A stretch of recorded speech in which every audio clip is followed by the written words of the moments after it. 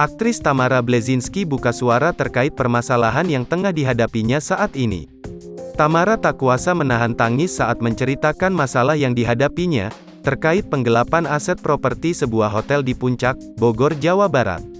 "Saya sangat sedih sekali ketika saya nggak tahu mesti berbuat apa lagi, karena yang saya pengen ini bisa cepat selesai," ucap Tamara saat menggelar jumpa pers di kawasan Kemang, Jakarta Selatan, Rabu, tanggal 22 Mei tahun 2022. Mantan istri Teuku Raflay Pasha dan Mike Lewis ini memiliki harapan agar permasalahan yang menderanya kini, tak berimbas kepada anak-anaknya. Bukan tanpa sebab, Tamara mengaku jika dia terus mendapatkan tagihan utang yang nominalnya sangat besar. "Biar tak turun ke anak saya biar anak saya bahagia. Nggak nerima perlakuan seperti ini," kata wanita berusia 47 tahun itu. Tamara mengatakan, selama 19 tahun, dia tak pernah terlibat dalam urusan di dalam hotel tersebut.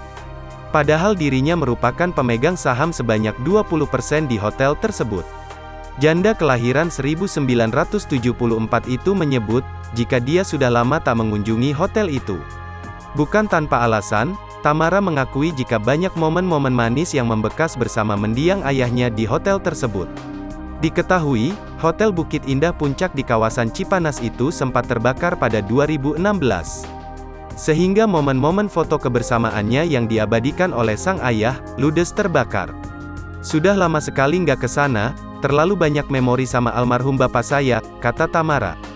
"Bapak saya seneng ngumpulin foto, itu semua terbakar. Saya waktu kecil sama almarhum bapak saya, banyak memori di hotel itu," sambungnya lagi.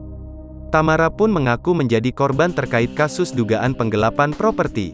Ia lantas melaporkan kasus itu ke Polda Jabar dan terkait itu, Tamara telah melaporkan 3 nama dan ia tak sebutkan namanya.